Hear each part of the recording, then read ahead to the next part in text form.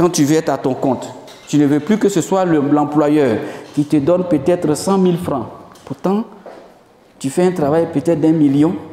Les 100 000 francs là, tu ne les négliges pas au départ. Tu travailles bien pour lui, bien pour lui, bien pour lui, bien pour lui, bien pour lui, bien pour lui. Mais en travaillant bien pour lui, tu apprends, tu apprends, tu apprends. En travaillant bien pour lui, tu reçois des informations importantes dans le domaine que tu exerces. C'est ce qu'on appelle l'expérience dans la vie. Tu as travaillé 10 ans pour quelqu'un. En tant que peut-être gouvernant, en tant que peut-être employeur de maison, en tant que peut-être, je ne sais pas, ouvrier, en tant que balayeur. Mais en balayant, tu observes, en balayant, tu vois, en balayant, tu constates des choses. Et ce sont ces choses-là qui te seront utiles dans le domaine que tu auras choisi. Là où certaines personnes ont fait des erreurs, tu ne feras plus des erreurs parce que tu as fait 10 ans dans ça et tu connais tous les rouages du système. On ne s'engage pas sans expérience. L'expérience va te permettre de faire le choix au moment opportun. C'est là que tu vas dire, j'ai travaillé pour toi, tu as été béni. Maintenant, je dois travailler pour ma famille, pour ma maison. Tu n'as même pas encore travaillé pour quelqu'un. Et puis tu veux monter une affaire, un magasin, je ne sais pas, une chaîne de vêtements. Pourtant, tu n'as même pas fait ça quelque part. Tu n'as pas appris comment ça se fait. Tu veux faire restaurant, tu te lances dedans. Pourtant, tu n'as même pas travaillé dans un restaurant. Même pas laver les assiettes même d'un restaurateur. Tu n'as même pas fait ça. C'est pas possible. Tu n'as même pas fait la cuisine même auprès de maman. Tu veux avoir un restaurant. Lance-toi dedans, ce ne sera pas bon. On fait le choix après expérience. C'est là que tu vas choisir ton domaine d'activité.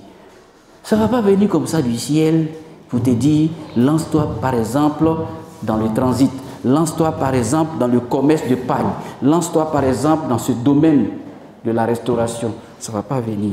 L'expérience que tu auras acquise, les personnes que tu auras côtoyées, là où tu auras déjà travaillé, la petite chose à laquelle tu as été habitué à faire dans la maison de quelqu'un, auprès d'un employeur, cette petite chose, si tu as été fidèle dans cette petite chose-là, c'est de ça que naîtra le domaine de l'activité que Dieu va te donner.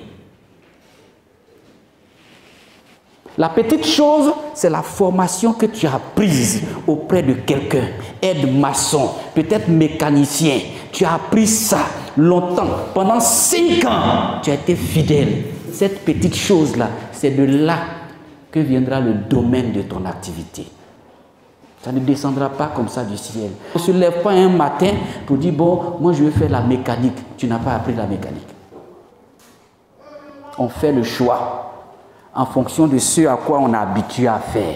La petite chose, ce sont les entraînements que tu fais tous les jours, dans le football, dans l'handball, dans un domaine sportif. Tu es fidèle à tes heures d'entraînement, à tes heures de privation. Tu te prépares. C'est cette petite chose-là. C'est de là que sortira le domaine que Dieu te révélera.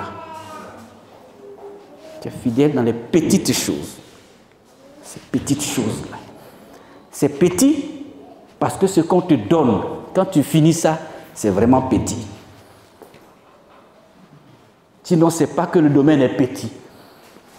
Malgré l'effort considérable que tu donnes, malgré l'énergie que tu dépenses, malgré la force même que tu donnes dans ce travail, en tant que, je ne sais pas, aide-maçon, tu soulèves des briques, tu soulèves énormément sous le soleil ardent. C'est ça, cette petite chose. Et puis à la fin de la journée, on te donne 2000 francs pour ta journée. C'est ça, cette petite chose. Cette petite chose, on l'apprend. Cette petite chose, on exerce, on travaille, on est fidèle, on fait bien. On apprend comment les gens montent, comment le maçon monte les briques les unes après les autres. Comment il fait le tracé du plan. Pendant que tu fais cette petite chose pour 2000 francs la journée, tu apprends à monter les briques. Tu apprends à mélanger le ciment. 2 ans, 3 ans, tu as fini. Il est temps maintenant. J'ai travaillé pour toi. Tu as été béni. je dois maintenant travailler pour ma propre famille. Tu penseras peut-être avoir perdu des millions, mais non, tu n'as rien perdu. Tu as appris. Tu as appris. On apprend d'abord et on s'engage. On fait le choix, après avoir appris pendant des années, choisira finalement ton domaine d'activité. Tu vas choisir toi-même le lieu de ton travail. Tu vas choisir toi-même tes heures de travail. Tu seras un vrai pilote de ta propre vie par la suite. Un responsable devant Dieu de ce que tu vas décider et de ce que tu vas faire.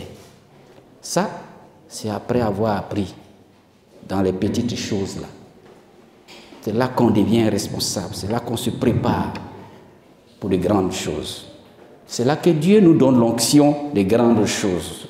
Dans les petites choses, on reçoit l'onction divine, l'onction de Dieu, pour monter en puissance. Selon une enquête qui a été réalisée, il y a 95% de gens qui regrettent de ne pas avoir fait ce qui était vraiment important pour eux. Au soir de leur vie, 95% regrettent parce qu'ils n'ont pas fait ce qui était vraiment important pour eux.